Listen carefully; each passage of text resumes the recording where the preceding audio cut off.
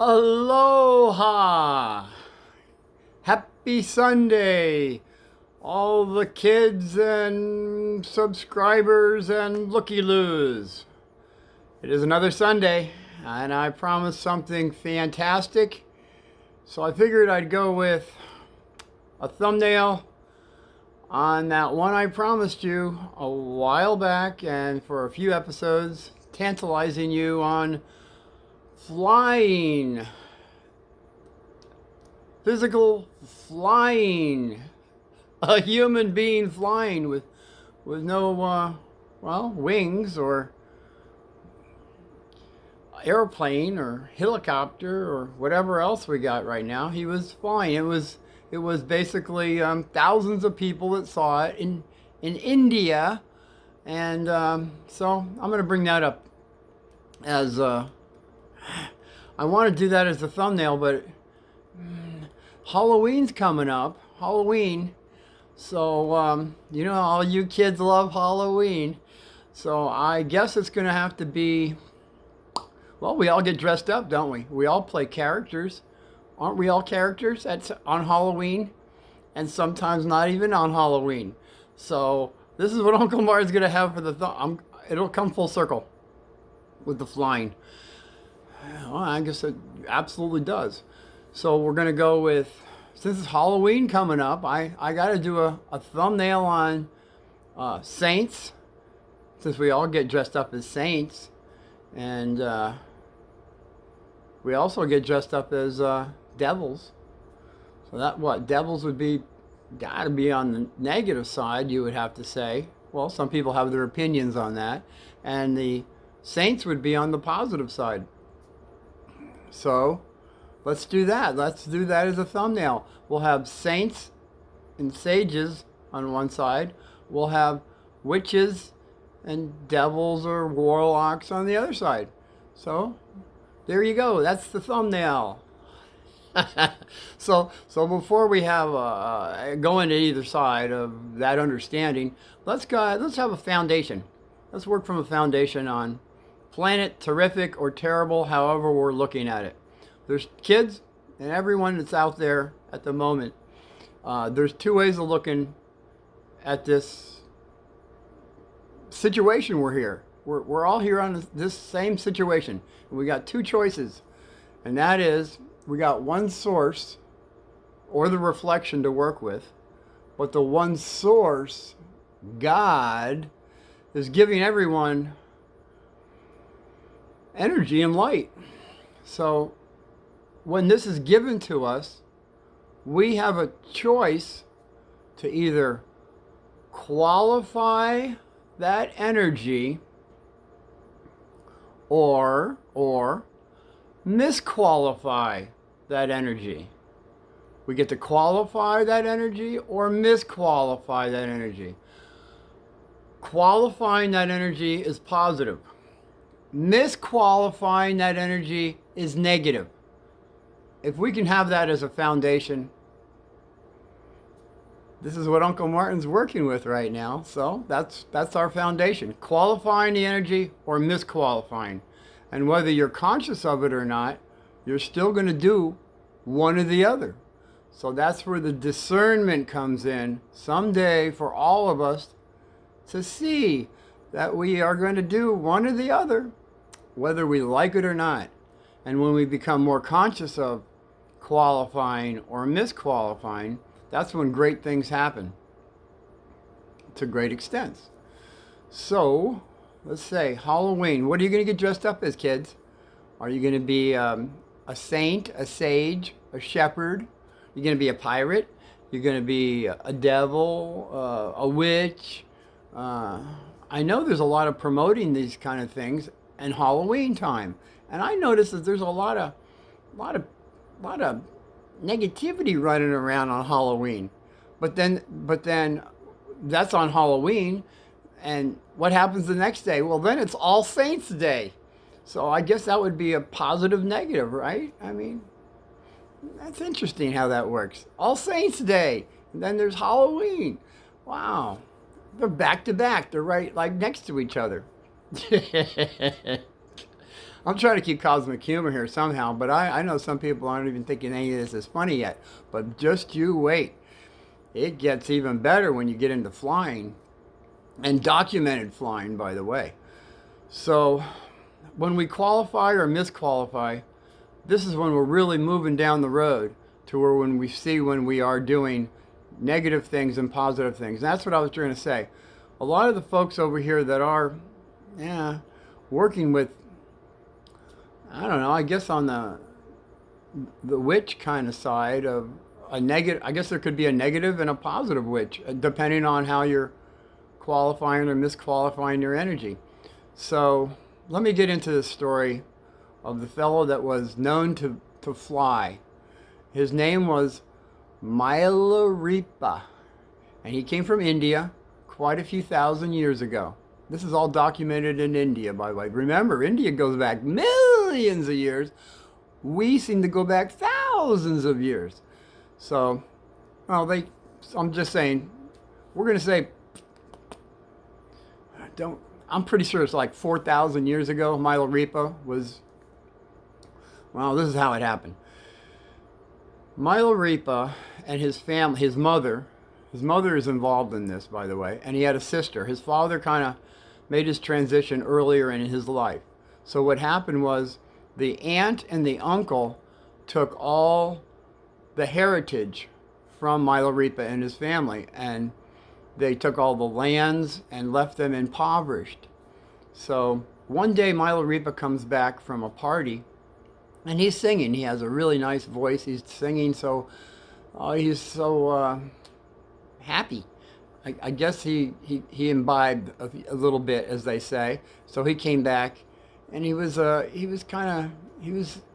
young lad, and his mother, who was working around the stove and everything, she was cooking barley, I believe the story went, and she heard this melodious voice. She couldn't believe it could be her son, because they're impoverished. They're really poor. They're wearing rags. They've been really left out to where they've been taken advantage of by their aunt and uncle.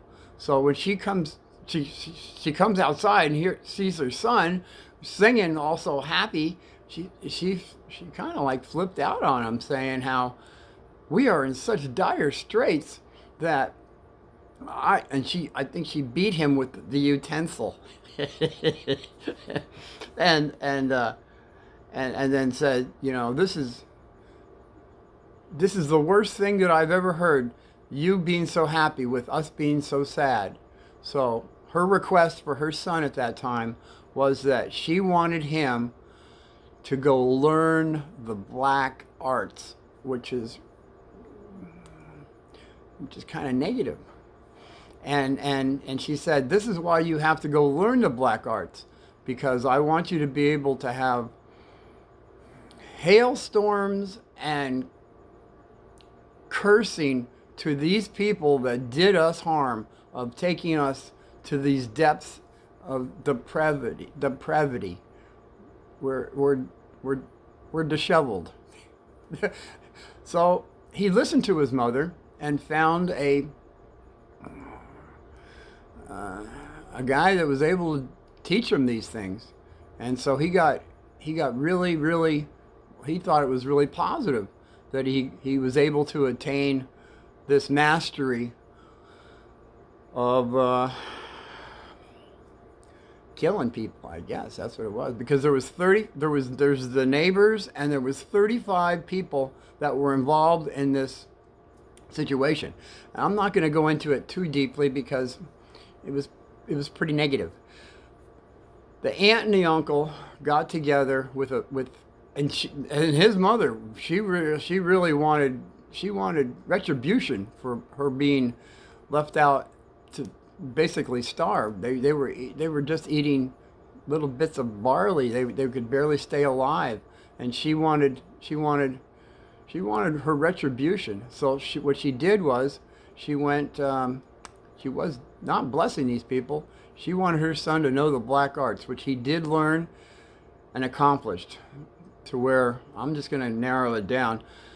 The day of the wedding, the aunt and uncle had a son, and I guess the way it went was the whole house collapsed on everybody except the aunt and uncle because they had to be spared so that they could really see the power of Milarepa. And that was that everybody was taken out from the ninth generation, I believe, in that household. There was 35 people other than that that didn't make it either.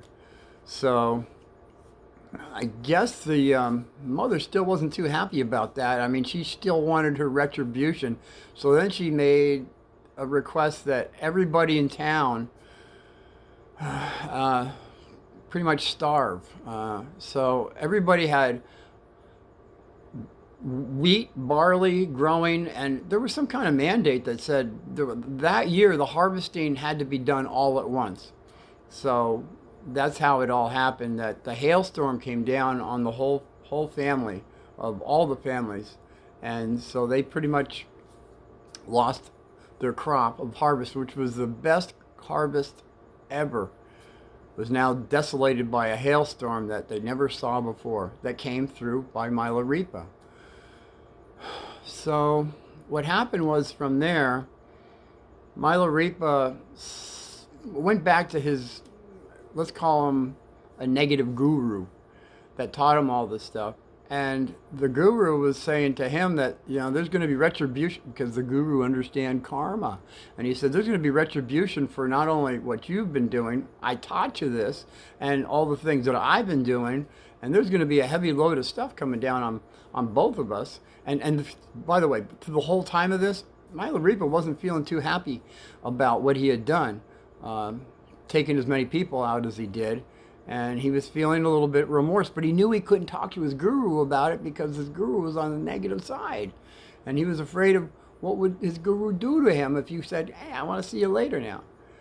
So this is all going through Milarepa's mind. And then somehow his guru was saying,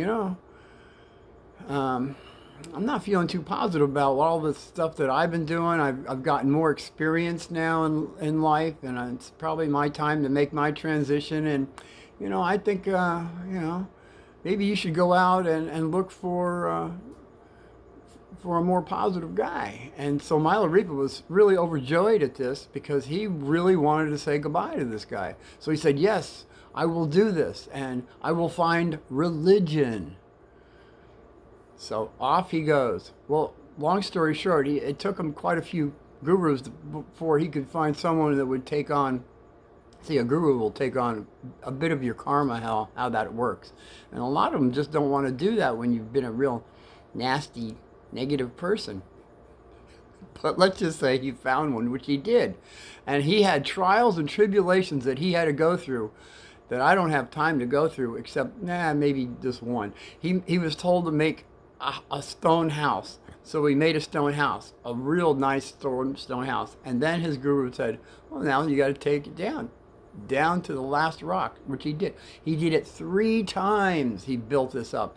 And the guru's wife, who said, Milarepa's been doing some real negative things in the past, but you really take it, because he did other things too, but this is the one that I want to get to. That the guy, Milarepa, had nowhere, he had to carry these rocks, and he had nowhere else to carry these. He had blisters, and he was having blisters on top of blisters. The guy was nothing but a big blister. And so the wife was saying, boy, honey, aren't you really giving this guy your Chila's a lot of stuff here? Can't you give him something a little lighter to do? And he says, no, he's got to atone for his sins. That's the way it works out. So you have to do some things physically now, kids. That's one of the things. There's things that you can do verbally and mentally to take care of some negative karma. But we can't go into that right now. We're just working with this little story, this little cute story that is true. That this guy was from a black magician, and he's working his way over to the positive side, is all I'm saying, how the story goes. So the next step was he went from there into caves, and he did meditations in caves. And by the way, Milarepa is known in India to have gone to thousands of caves. Thousands. There was I can't go into all the names of the caves because there were just so many. But just put that on the back shelf, the caves. And that'll come full circle too. So it comes down to where his meditation in caves, the things that he was doing, he came to a point to where he basically wasn't eating very much. The only thing he was eating was nettles. And anybody from California knows what nettles are. Those are those little green things that have pricklies on them, and if you fall into the nettle patch, you know what I'm talking about. And Uncle Martin did one time, and they sting. So Milo Reap was boiling them, and he was just eating nettles for like 8 years. In fact, he ate so many nettles, he actually turned green. And I've told you in the past that there was green people and blue people, but I don't think he was part of that group. It was just his dietary situation that he was turning green. So about that point, he was being able to do things that was really quite remarkable. He was able to levitate, and levitation is possible, by the way, but that would be another episode that I can't talk to, but put it on the back shelf. We'll go into that down the road. So he was able to levitate himself to the point where he was able to fly. And this has been known because when he was flying, there was thousands of people that said, that is Milo Reaper. We know because that guy is green. He was so this is just one of the things that he was able to do. He was also able to do things that miracles and such that have been done in the past, that healings and such, that was one of them too. Actually, the one that was really remarkable for me was that he had a couple demons in his cave, one of the caves he was in, and he actually talked to the demons and brought them over to his side, which was a positive side at the time, going for religion as he did, because he was going for the one source and not the reflection. And that's basically what it came down to, kids. That we always get a choice of going for the source or the reflection at any time in our life. The reflection would be the lesser self, that we would be enjoying the worldly things, as they say. As has been said in that big book, be in the world, but don't be of the world. And that would be the lesser things that we put up so high, like money and women, and I went through all that in the past episodes. We're not going to go over that again. So the story goes is Milarepa brought in some people, his chelas and such, and one of them ended up, I guess, poisoning him, and he still lasted quite a while. And then one day, the negative guy that poisoned him, I guess that we can go in. There was reasons for that too, but it's immaterial. It just happened. And Milarepa still forgave him and lasted a whole lot longer. And his Chela said to him, he was saying, this is impossible. This guy can't be alive with all the poison that I fed him. So he asked Milarepa one day, he said, you know what? You got to be in some kind of pain, and I don't understand. So Milarepa says, well, would you like to see some of the pain? And he says, oh, yes, I would. I would like to see it. So Milarepa put the pain into a door. And the door started squeaking and moving, and it was quite remarkable. And then the Chela still didn't really believe any of that. So Milarepa said, well, would you like to feel just like half of the pain that I am dealing with? And Chela says, oh, yes, I would. So Milarepa gave him half the pain. And this guy about crumbled on the floor, begging, I can't help it. And so Milarepa took it back from him. How Milarepa was able to do that, he was in a state of nirvana, as they call it. He was beyond the senses at that point. And he was just here to help people get through some situations, especially the guy that poisoned him. He had to get it across to him that it was a very negative thing to do. So at that point, his Chela really realized, what he had done. And from that point on, he had come over to the more positive side. This little story, I'm going to stop here because it just, well,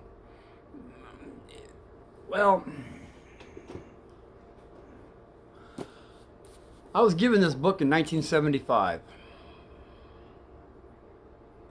It's the yoga, the Tibetan great yoga, Milarepa. I highly recommend it to anyone out there that would like a good book to read.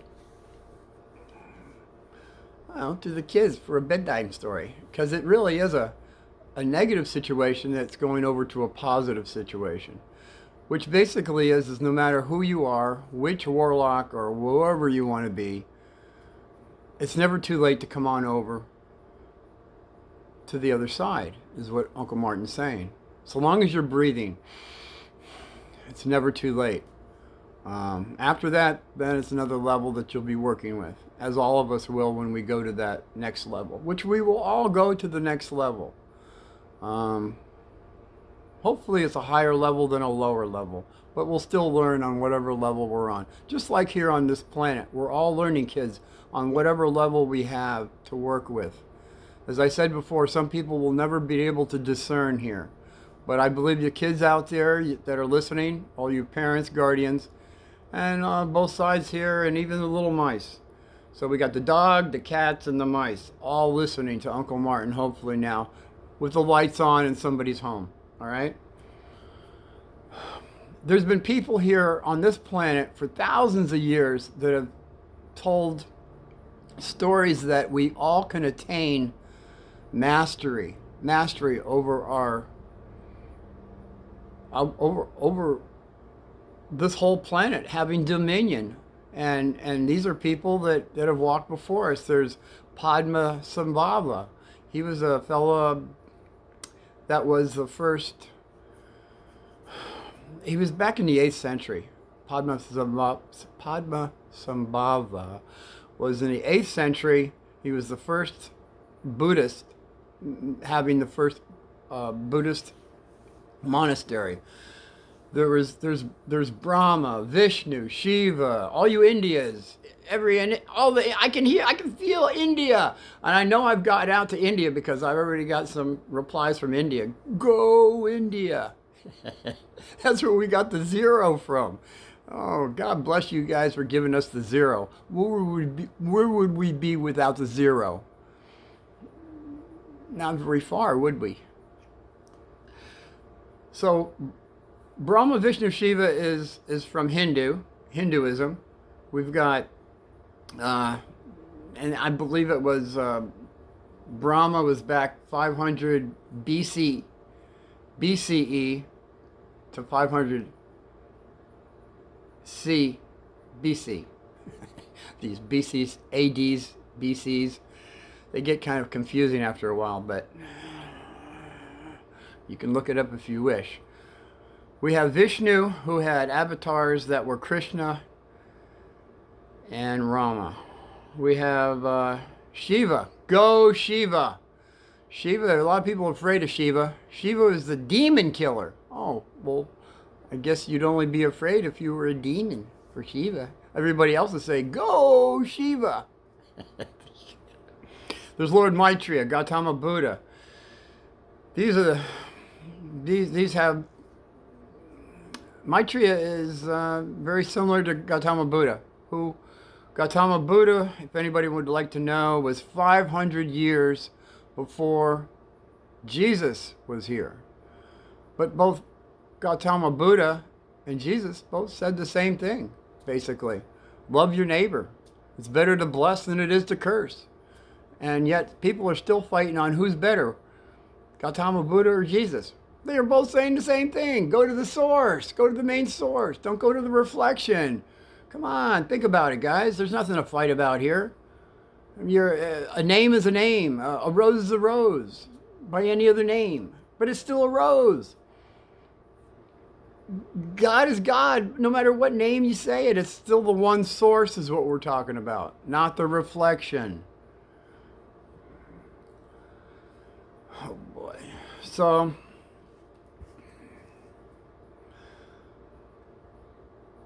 the Bodhisattva, Kuan Yin, and Gautama Buddha are bodhisattvas.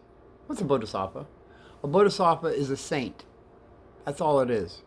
For anybody out there that's Christian, they're just saying these people from India, they've got to go. No, they don't. We've already gone through the kahunas. They said we had 3 souls. For crying out loud, all they were talking about was the subconscious, conscious, and higher self. But the missionary said, you got to go. There's only one soul, which is rather limiting if you think about it. Think about it. It's limiting to only one is a lonely number. And everything on this planet is basically in 3s anyway. Just look at a candle. A candle, just a simple candle. The candle has 3 parts to it, doesn't it? It has the blue flame, then it has the middle flame, and it has the top flame. And if you've ever put your finger in the flame, you know it. You kids know it's very dangerous to do that. But people, how do they get away with it? Because they have their finger on the lower flame, which has a lower temperature. You put it on top of the flame, it has a higher temperature, doesn't it? That's sort of like maybe our subconscious, our conscious, and the higher self. The higher self being the higher flame. Again, cosmic humor, you can see it or you can't. We always can qualify or misqualify.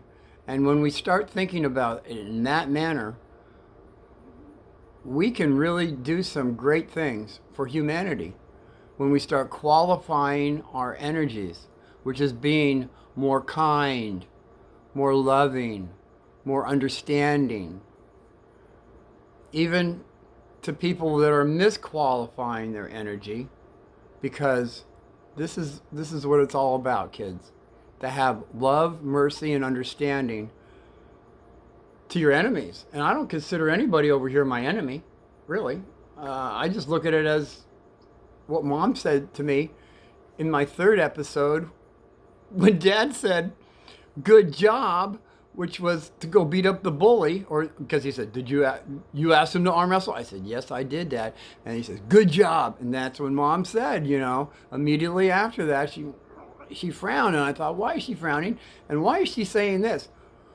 I want you, son, to go find a mortal enemy. So I'm not looking over here as a mortal enemy or anything, but Jiminy Crickets. Maybe I can grab some of you guys that are mortal enemies and bring you over to my side is all I'm saying. I'm not judging anybody. I'm not judging nobody. I can't judge you. You know why? Do you know why? Because that judgment will come back to me tenfold, and I don't want tenfold of that negative energy coming back to me. So I got to stay with love and understanding and not judging either side, anybody. All you guys on this side that are so judgmental, are you really belonging on that side? If you're going to be so judging of these folks here, are you really on the right side? You got to think about it now. If you're going to be on the right side, you got to do some more blessings and less not blessings. That's all. That's all Uncle Martin's saying. So we always get a choice, kids. So when it comes down to Halloween, really think about what you want to be dressed up as.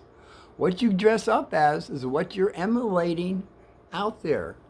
Are you really want to be emulating anything other than an angel, or maybe a little fairy or gnome, or some kind of, something happy, happy face, walk around as a happy face?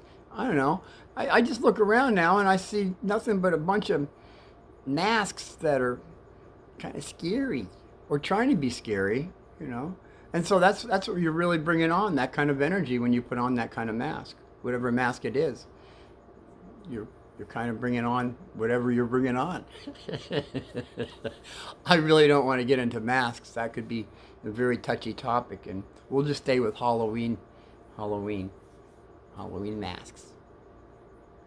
So Halloween is here. I say, why not get dressed up as a more positive than negative? And a lot of people that are dressing up as the Goobly Gobblers don't even think it's negative. That's what I'm saying. So it's just what you're perceiving to be positive and what is negative. So I went into the flying aspect. Oh, thank you, thank you, thank you. It's just a quick little story before I have to say goodbye. The cave, remember I said put it on the back shelf. So Milo Ripa went to thousands and thousands of caves. This is my point on this. The cave that I went to, that I didn't even touch upon, I touched upon it a little bitty bit on episode 27, 28, and on Moon versus the Sun. Those are the only 3 episodes that I talked about the cave. So, I'm a cab driver. I said that already. I get this, he's not a bum, but he's not a homeless person, but he's in between. He's over in Anaheim. I get called out from Phoenix to go to Anaheim because he's got this voucher to go to it's like 50 miles out of Sedona. My point being, when I get up there, there's a police officer talking to this guy, and he looks really rather disheveled, to say the least. He was disheveled, and he had 2 dogs with him, and the female police officers waving me, yeah, come on over here. I'm saying, because I'm looking around where the ride is, and apparently it's this guy. So she says, yes, I got this $75 voucher. I think it was $75. No, it was $100. It was a $100 voucher to take this gentleman and his dogs to Sedona, which was, I was in Anaheim, so it was another about 50 miles. So that would have been about the right amount, $100 for the fare. And apparently, while he's leaving her, they had a discussion, and she's like giving him a big hug, and they're best buddies and everything. I'm thinking, hey, this is remarkable for this female police officer to be so loving to this person that it looked like she was arresting. That was really positive. So he gets in the back seat. We're taking off. We're going to the destination he's given me. And during that's what I'm saying. During this conversation, how you meet people, kids, how you meet people, you gotta wonder. I'm on the way, halfway up there, and he's talking about his dogs and this and that, and I'm thinking blah blah blah. But then he brings up a little story of how he was living in the desert. And I said, really? You were living in the desert?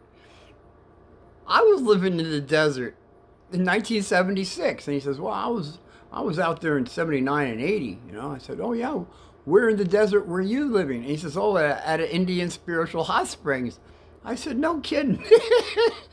What a coincidence. I was living at an Indian Spiritual Hot Springs. And he says, yeah, but it was a nudist commune. I was almost going to say colony, when you know how I feel about it. They didn't like colony, commune. So I said, really? And I said, and he said where it was. And I said, that's exactly where I was staying for a whole year. I was barefoot, I had a blanket, and I had a staff. And he said, really? Were you the guy that was up in the cave? And I said, well, maybe. What did you hear about it? And he says, well, there was some guy that was up there in the cave a lot, and nobody else was going up there. I said, yeah, that was me. He says, really? That was you? I said, yeah, it was. He says, well, what did you feel when you went up in that cave? And I said, I felt more at home there than I've ever felt on this planet. He said, really? I didn't go up in that cave because of the stories that what happened. I said, you mean about the mumbler?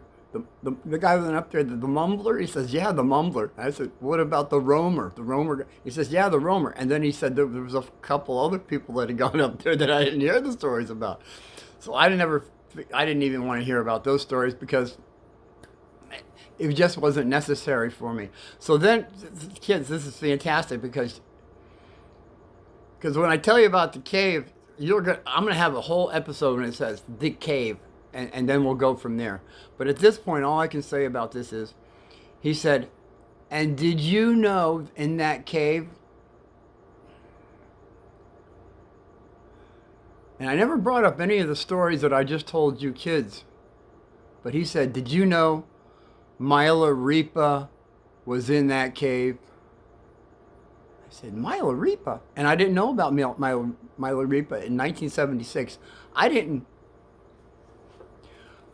not. I did not read this book until 1979. And I knew that he was in a lot of caves.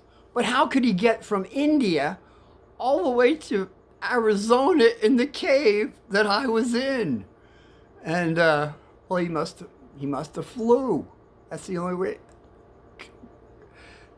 I could figure it. So what I'm saying is, his energy, or there was an energy there in that cave for me that I felt very at home with and at ease. Where other people, they didn't come out so well on the situation. The ones that spent the night there. So I just wanted to tell you that little story, how full circle here.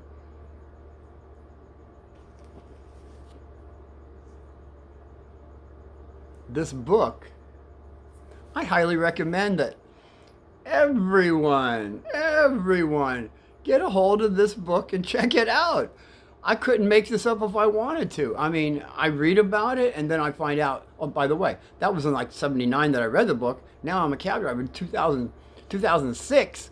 And I hear this story about this guy that heard about Uncle Martin, the guy that was up in the cave for as many times as I was, which will be the story when it comes down to the episode of The Cave. And that's all I'll have on that. So, everybody, for Halloween, hopefully you'll be in a positive uniform, but you can choose whatever uniform you want. As in this life, we can always qualify or misqualify our energies at any time, which we do. And hopefully we're doing more qualification than misqualification, because as we know, what we give out, we get back tenfold. And on that merry note, I'm going to have to say aloha until next Sunday. And it's going to be another positive, great little story for you. I promise. Till then, be well.